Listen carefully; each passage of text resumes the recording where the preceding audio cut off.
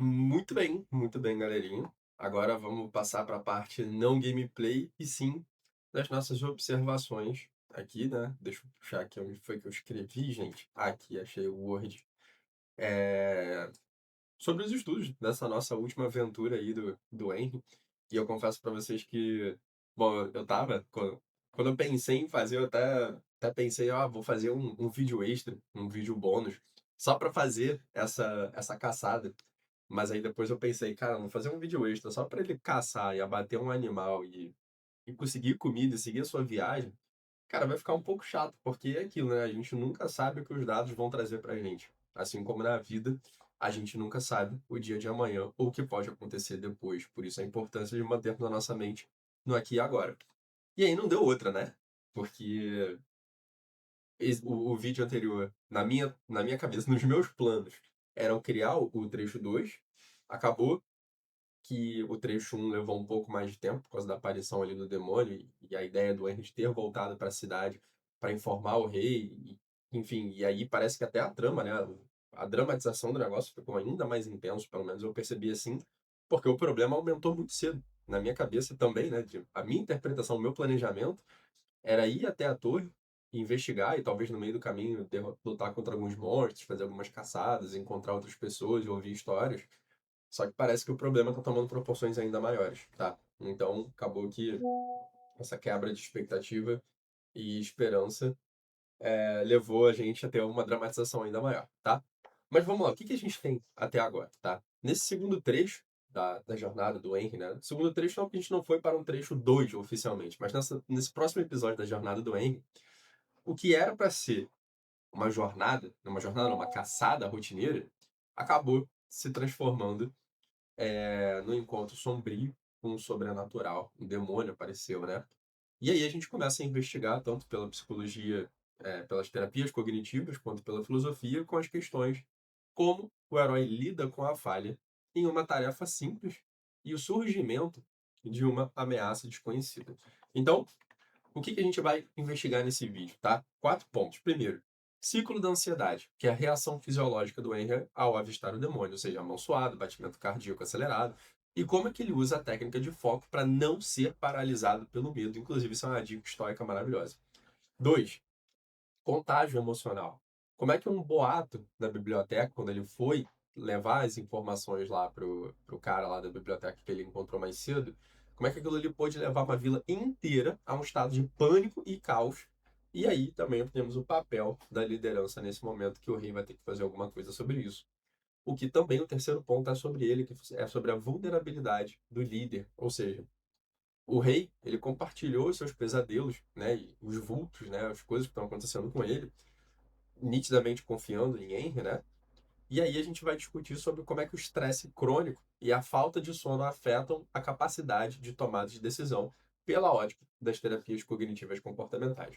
E por último, a gente vai falar sobre o conceito de resiliência pelo estoicismo, porque o Henry, ele falha num teste de investigação, né, ali no final, quando ele tomba o demônio, mas ainda assim ele não desiste.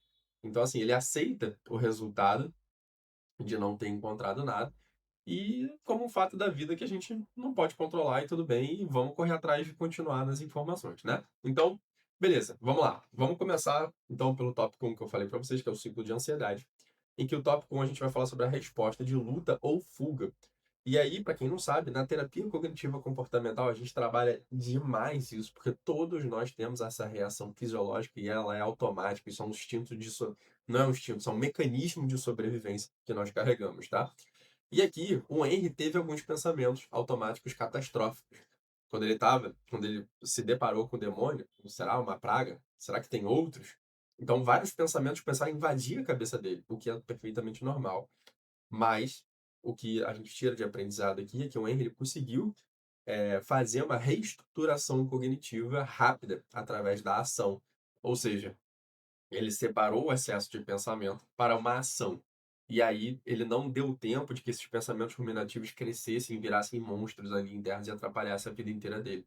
Se a gente fosse discutir esse episódio por um princípio mais estoico, a gente pode falar que o Henry ele aplica o conceito de ataraxia, né, que é a tranquilidade.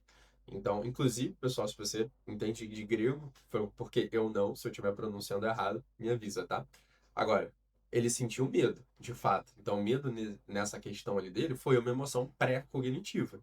Mas o importante aqui é que ele não deixou que o medo governasse a sua mão ali na hora dele pegar a flecha e colocar no ar. Ele conseguiu disparar com a precisão de quem aceita o destino, mas fez a sua parte. Inclusive, no estoicismo, existe uma metáfora do arqueiro, né? Que assim, você como arqueiro, você visualiza o alvo, você prepara seu equipamento, você puxa a, a flecha ali no ar, mas quando você solta, você tem que ter consciência de que a partir daquele momento você fez tudo que cabia a você. Se passou um vento, se passou alguma coisa na frente, se a flecha não bateu no alvo por outras questões que não estavam ao seu alcance ou à sua técnica, então tenha consciência de que as coisas nem sempre vão acontecer como a gente quer. E aí foi isso que essa situação trouxe pra gente também. O que também foi muito interessante é que o desafio era 11 e no dado caiu 11 cravado. A gente consegue, inclusive, interpretar isso como o fato de que, devido à tensão, ao nervosismo da situação, à ansiedade, ao medo, apesar dele ter conseguido acertar o alvo, ainda assim foi na margem. Foi exatamente o que ele precisava para abater o alvo dele. Provavelmente, se fosse uma situação mais tranquila, né? Vamos fazer um paralelo com vida real, em que a gente não rola dados, mas que existe a questão da influência de vários fatores que não os nossos próprios pensamentos. Primeiro, em extremamente nível de autoeficácia dele com arco e flecha é muito alto, mas depende por questões ali do nervosismo e da surpresa, ele pode ter se atrapalhado um pouco. Ele não errou, ele não falhou, mas ele poderia ter sido tipo muito melhor se ele tivesse ali com nível de regulação emocional na situação mais interessante. Mas vamos embora, senão vai ficar muito grande. Vamos falar sobre o contágio emocional e os rumores que aconteceram ali. Porque quando o Henry chega lá na biblioteca e conta o que aconteceu para a pessoa que fez o chamado da aventura, vamos dizer assim, as fofocas começaram a brotar em tudo que é canto. E a vila entrou em caos por causa de uma fofoca, né? E aí, tanto na psicologia social quanto nas terapias cognitivas, a gente chama isso de pensamento grupal. Ou seja, a ansiedade, ela é contagiosa. Inclusive, aqui vai uma curiosidade interessante que eu não sei se você já percebeu, se você já ouviu falar, mas é extremamente possível e realista que a gente tenha medo de coisas que a gente nunca viu, nem ouviu e nunca soube que existia e etc. Simplesmente porque outras pessoas falaram pra gente que tem medo dele. Eu acho que eu sou assim com ressonância magnética, porque meu pai falava que ele morria de medo, eu nunca fiz, e quando eu fui fazer uma do joelho, que eu nem entrei lá, já fiquei nervoso e já ficava catastrofizando antes. Tá? Então, assim, pessoal, entendo que a ansiedade ela é contagiosa. Basta um jogar a bola para cima, que todo o resto pode ser influenciado por aquilo ali. Vide o fato da grande mídia, quando publica informações ali, ou fake news, ou informações pela metade, ou pelo menos ali a chamada da notícia já é o suficiente para causar um caos. Mas é isso que vende, e é por isso que eles fazem assim. E por isso que eu oriento vocês a pensarem, a questionarem e a investigar antes de dar atenção e total energia para os pensamentos intrusivos, beleza? Vamos embora. E assim, quando a gente não tem informações claras, a mente ela começa a querer preencher os vazios, porque isso é uma angústia. O cérebro não pode lidar com vazio, ele precisa sempre encaixar alguma coisa. Talvez seja por isso que tem gente que tem resposta para tudo mesmo falando besteira, porque dá angústia não ter o que falar, mas isso também deveria ser desenvolvido como uma aceitação. Aceitação em terapia cognitiva não é simplesmente ficar parado e aceitar que aconteça, mas é entender que faz parte do processo. E aí você tem que saber lidar com aquilo ali, mas isso não é para agora, tá? Então, aí a mente precisa preencher esses espaços vazios com os piores cenários possíveis. E isso vai virar uma distorção cognitiva que a gente chama de catastrofização. E aqui, nesse caso, o Henry, ao levar a informação real para o rei, ele atua como uma âncora de realidade. Porque, inclusive, o que eu estou falando para vocês, né? Questionem a informação, corram atrás. O rei fez isso. Ele chamou o Henry e falou: tá todo mundo falando um monte de coisa. Você é o que foi, é o que, apesar de não termos muita informação, de todo mundo que não tem informação, você é o que tem mais. Então, compartilhe comigo. E aí, aquilo ali pode ser que ajude a baixar a ansiedade do rei. O que a gente vai falar dele agora? Porque aí a gente pode falar das questões dele e também de higiene do sono. Porque aqui o rei ele relata que ele teve pesadelos, tá suando frio e ele vê vultos de vez em quando, né? Entra uma parte, vamos dizer assim, mágica ali como elementos da nossa história, porque a gente está falando de uma fantasia, mas se a gente fosse trazer para uma realidade, clinicamente, a gente podia interpretar isso como um quadro de estresse pós-traumático, ou o TAG, né, que é o transtorno de ansiedade generalizada. são alguns sintomas. Não vê os vultos, tá, pessoal? Mas estou falando dos pesadelos, do sofrer, da inquietação, da agitação. Isso tudo podem ser sintomas clínicos. O insight aqui é o fato do rei sussurrar que não está se sentindo muito bem é um momento de autoexposição. Ou seja, ao validar o sentimento do rei, o Henry fortalece a aliança entre eles, dado o fato que o rei até se dispõe a ajudá-lo na sua missão, que já começou não sendo oficial, né? E aí a visão estoica sobre isso seria o que para gente? Marco Aurélio, ele escreveu lá nas Meditações sobre como é que sobre como a mente pode ser a própria torturadora. Então aqui o que que acontece? O rei ele está sofrendo por coisas que ainda não aconteceram ou por sombras, né? Por coisas que ele acha que ele está vendo ou não, tá?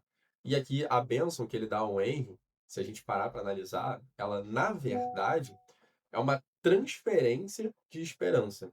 Ou seja, o rei pode ser que ele tenha pensado, né? A estratégia dele seja: eu não consigo lutar contra as minhas sombras.